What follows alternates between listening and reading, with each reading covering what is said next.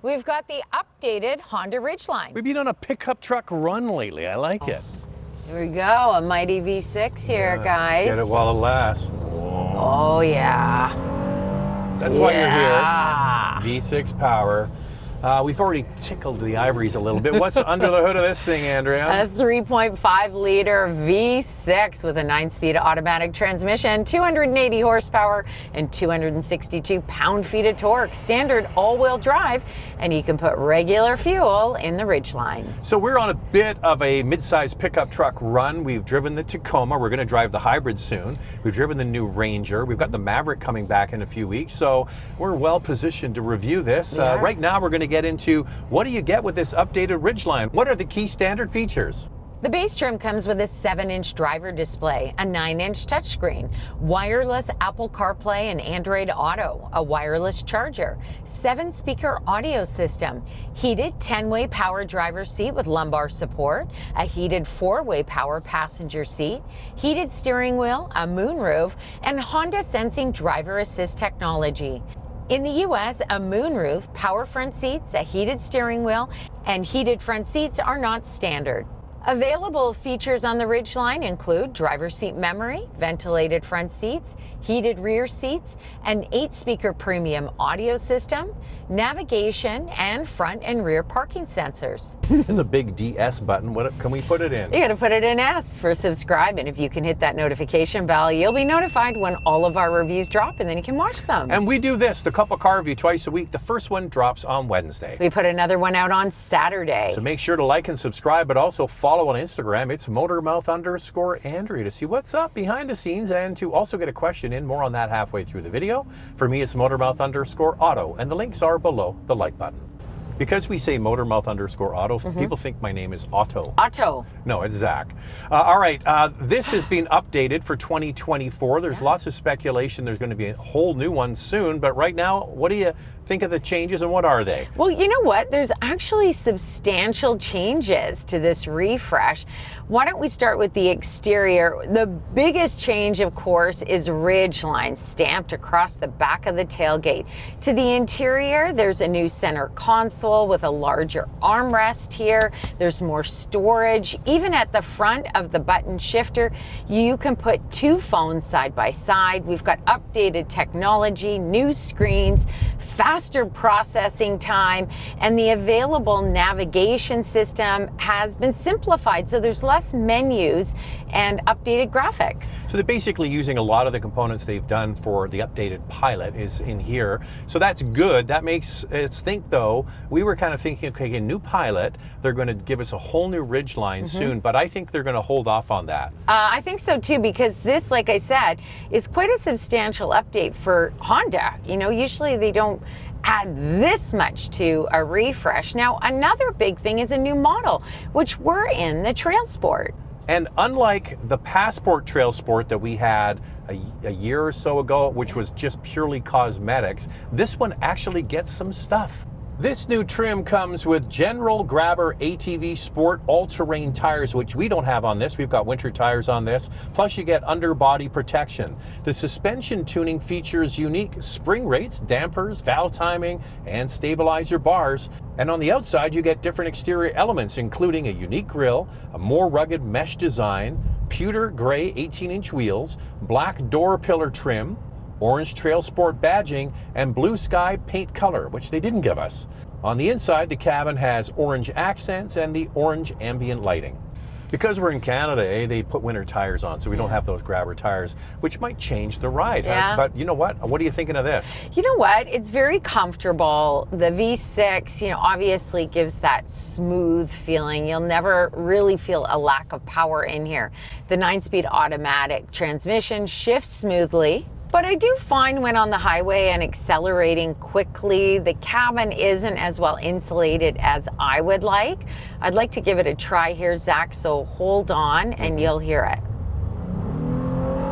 Gets a little bit louder, doesn't it? Yeah, but it's giving you that good V60-ness, which I like. A little well insulated, better insulated. If you follow along on the mid-size space, V6s are disappearing. They You've are. got this, and you've got Frontier from Nissan with the V6s. Everyone's going to 4s or turbo 4s for the most part, or even turbo 6 cylinders. So this naturally aspirated engine will appeal to a lot of people. But just think about this for a second. This is based on the Honda Pilot. You're getting mid-size SUV kind of road feel, and then you add on the Trail Sport version, and you don't get a firmer suspension for off-road. You actually get a softer suspension to go over those bumps. So if you're somebody that lives in a nasty part of the world with terrible potholes, this would be a great choice. And we actually have that question coming up in Questions, Coffee, and Cars, so stick around for that answer.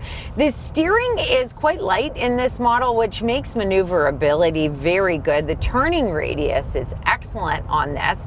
So I think that you will find this to be a great daily driver. So you've got the performance, but you've also got the comfort level in this Ridgeline. All right, we already jumped ahead a step here. What we should also say is this is a unibody design, right? So if you're looking at Tacoma, Frontier, and Ranger, they're all body-on-frame trucks.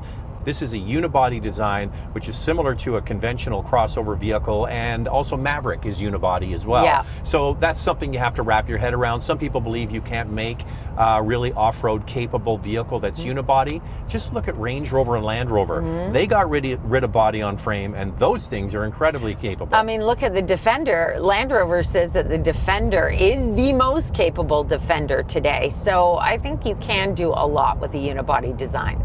The Ridgeline has an approach angle of 20.4 degrees and a departure angle of 19.6 degrees.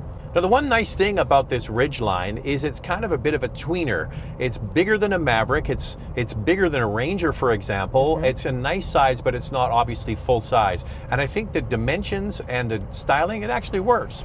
Yeah, I mean, I don't find that it's, you know, as bold and rugged and truck-like like some of the others that are out there, but it looks like a Honda and it fits in the Honda fleet.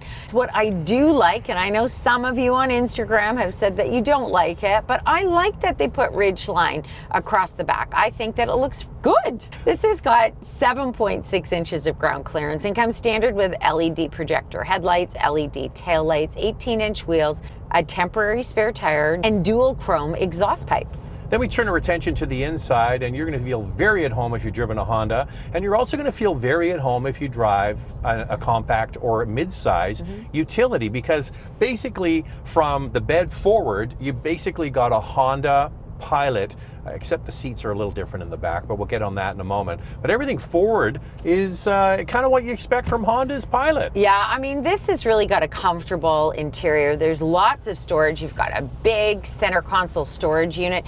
And then Honda has kind of put two levels on the door, so you can put a water bottle. You've got a narrow door pocket and also a ledge on the side. I think it's really, really well designed. I applaud them for the layout. You've got a 7-inch digital driver display now and a 9-inch touchscreen with standard wireless Apple Carplay and Android Auto. And real buttons for the HVAC system, which is really handy, especially if you are going to use this for work. Yeah. You can still operate all of that with gloves on. Then we get to the business end of this truck, and that's the bed. And it has some distinct advantages over others in this class.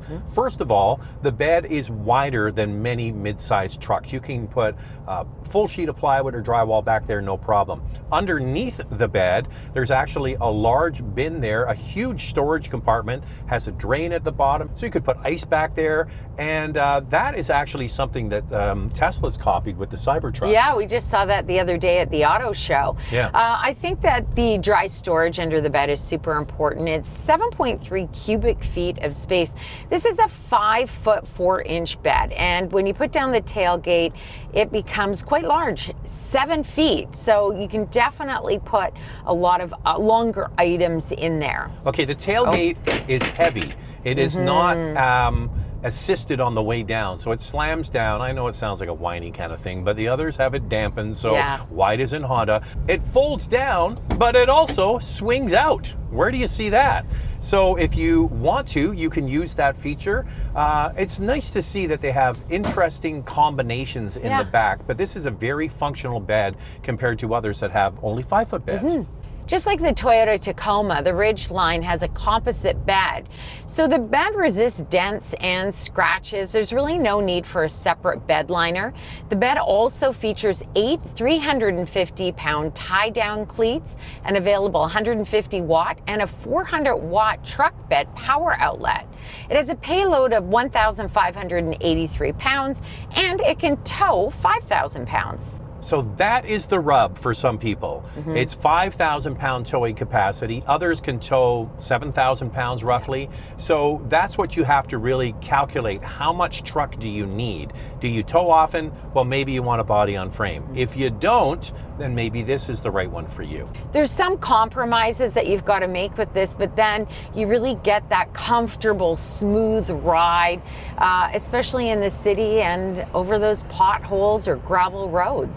All right, the back seat has some cool tricks as well. The magic seat, you might remember that from the Honda Fit years ago. You lift up the bottom of the seat and the legs disappear, and because of that, you have a perfectly flat floor. This is fantastic if you want to put a dog back there, a toolbox, dry storage. Flat dry storage in a pickup truck, along with the trunk in the back of the bed, is one reason why you might want this as well.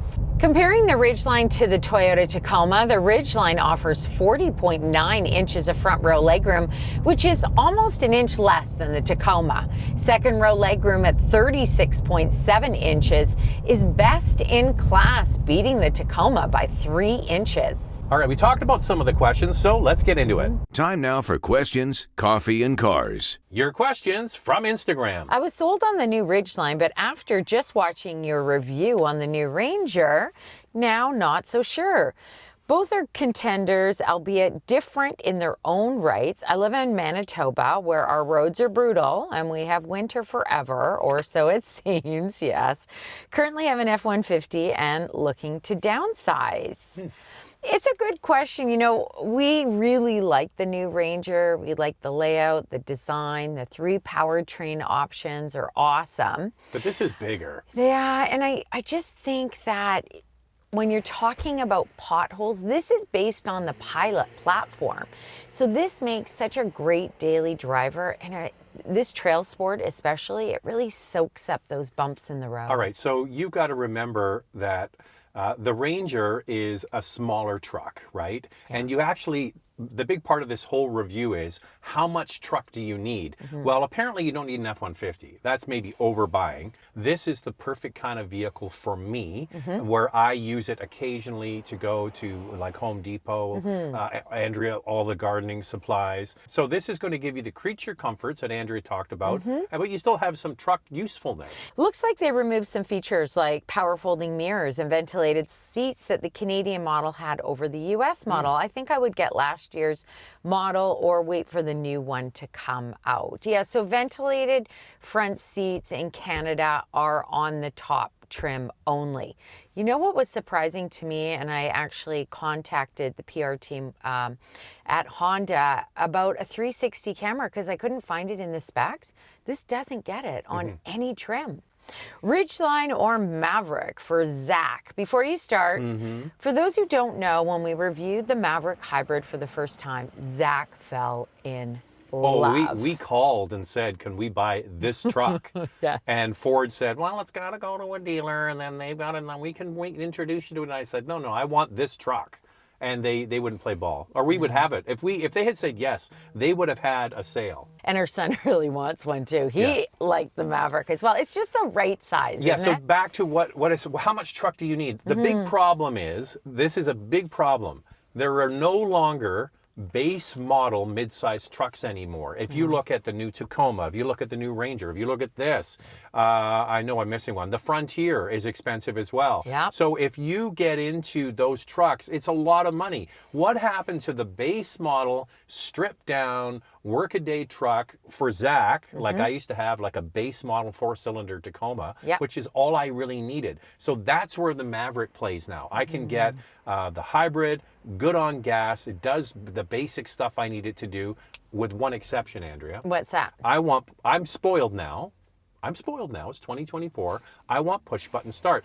So that top hybrid in Canada is still $6,000 less than this. Well, I mean, and you're saying that you're okay to have a stripped down base model, which the Maverick is. There's a lot of hard plastic in the Maverick, which is fine because the price is lower. This has more comfort. Yeah, but this isn't the base one. We're not sitting in the base one. We're not sitting in the base one, but I bet you It's nicer, even with the cloth seats, it would be more comfortable. I just think the Maverick has a lot of hard plastic. It speaks to my great truck. Speaks to my Scottish nature, Andrea, with the cheap and cheerful. I like cheap and cheerful in a truck. I like the fact that it's a hybrid. And it's a hybrid, and it's actually, it scoots along pretty good. So Zach, 3, 2, 1. What would Maverick. you pick? Ooh, Maverick. He did.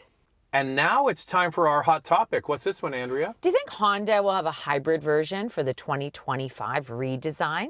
Well, we talked about it already. We're seeing a trend in the mid-size space to downsizing engines. This one's kind of out of step with a 3.5 liter naturally aspirated V6 when others are going to turbo 4s or hybrids. So what's up their sleeve? We're yet to see, but a hybrid might work. Yeah, I mean, I'd love to see a Pilot hybrid. So why wouldn't the Ridgeline get one if a Pilot is going to get one? I think it would be a great move by Honda. Hybrids are super popular and they work for a lot of people. We all like the fuel economy they offer. Yeah, the thing is they had a sport hybrid in the MDX, for example, and other Acura products. It was V6 based, so maybe they could take that technology and modify it to a turbo 4 or 4-cylinder. Yeah. That might work. All right, so let's get into the fuel economy of this V6 and more in our vital stats. Let's start with pricing. We'll do Canada first and then move on to the US. The base model starts at just under $52,500 and the top trim is just over $59,000. In the US, the base model starts at just over $39,500 and the top trim is just over $46,000. Here's the fuel economy for this 3.5 liter V6. 12.8 liters per 100 kilometers city, 9.9 on the highway. That's 18 miles per gallon city, 24 miles per gallon highway.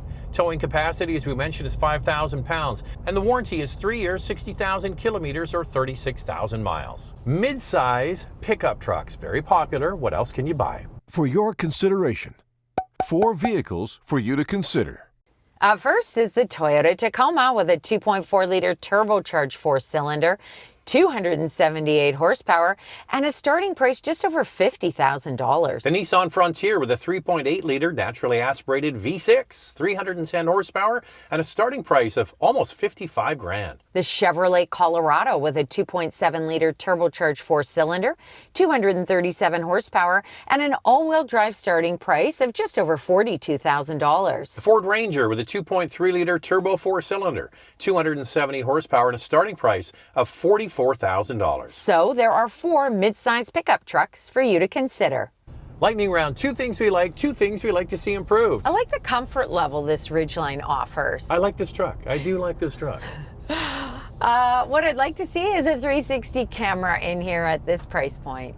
I just want all truck brands to come down with cheaper trucks. That's never going to happen. It's a pipe dream, but I can dream. Dream away. All right, so that's the Ridgeline from Honda. What do you like about that one? If you like what you see, subscribe, and thanks for watching.